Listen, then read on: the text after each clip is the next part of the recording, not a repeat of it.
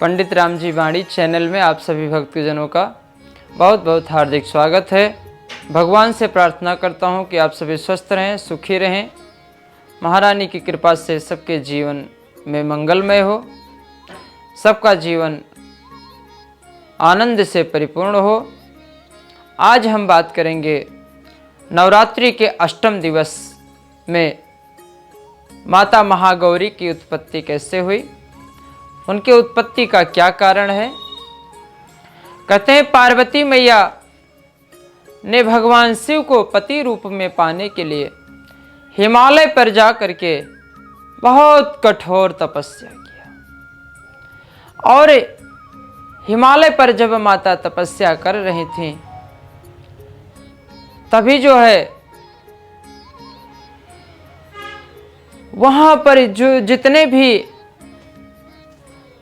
जंतु रहते थे, जीव रहते थे, सब जब माता को तपस्या में लीन देखते थे तो वह भी उनके पास नहीं जाते थे।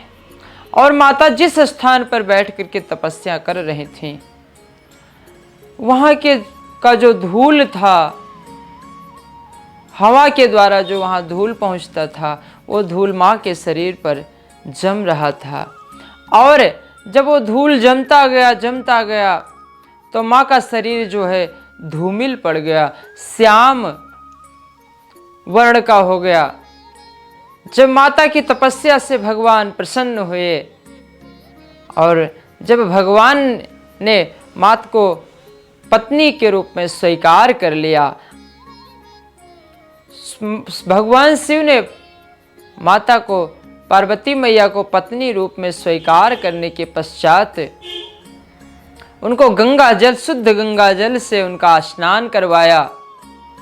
और स्नान करवाने के पश्चात जैसे माता का स्नान पूर्ण हुआ, वैसे माता जो है गौर वर्ण धारण किया। माता का शरीर गौर वर्ण का हो गया, जो कि अष्टम दिवस के नवरात्र में महागौरी के रूप में विख्यात हुई। एक पौराणिक कथा के अनुसार माता जब तपस्या कर रही थी तो वहीं पर संयोग से एक सिंह आया।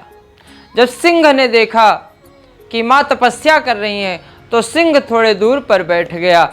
जब माँ की तपस्या पूर्ण हुई तो माँ ने देखा कि एक सिंह ये बहुत भूखा था, पर मुझे तपस्या में लीन देख करके इसने मेरा भक्षण नहीं किया, इसलिए मैं इसको स्वीकार कर लूँगी। इसलिए माँ ने इसको अपनी सवारी बना लिया, सिंह को अपने वाहन के रूप में स्वीकार कर लिया। और एक पौराणिक कथा के अनुसार महागौरी का जो सवारी है वो एक बैल भी है, और दूसरे पौराणिक कथा के अनुसार एक सवारी माँ की सिंह है। कहते हैं कि अष्टम दिवस के नवरात्रि में जो माता के सौम्य शांत स्वभाव की पूजा करते हैं, कहते हैं कि माता का जो स्वभाव है बड़ा सौम्य स्वभाव है, शांत स्वभाव है। जो माँ की पूजा करते हैं और उनको हर प्रकार की समस्याओं से कहते हैं कि छुटकारा मिल जाता है।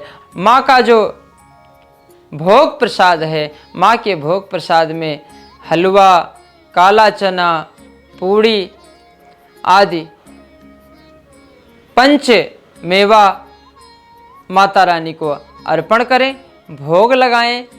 और भोग लगाने का जो मंत्र होता है, त्वदीयम वस्तु गोविंद तुभ्यमेव समर्पये गृहाण सुमुखो भूत्वा प्रसीद परमेश्वरी। हे माता जगदम्बा, आप इसे स्वीकार करें और हमारे घर में अन्न की वृद्धि हो।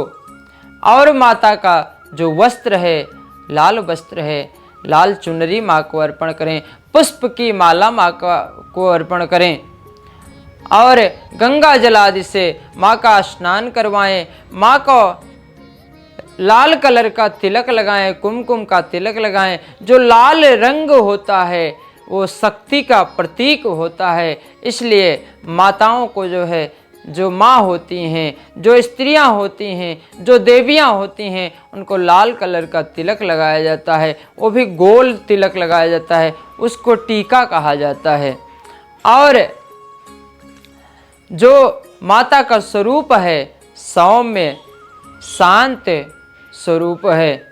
और जो महागौरी माता का मंत्र है, या देवी सर्वभूतेषु महागौरी रूपेण संस्थिता नमस्तस्यै नमस्तस्यै नमस्तस्यै नमो नमः।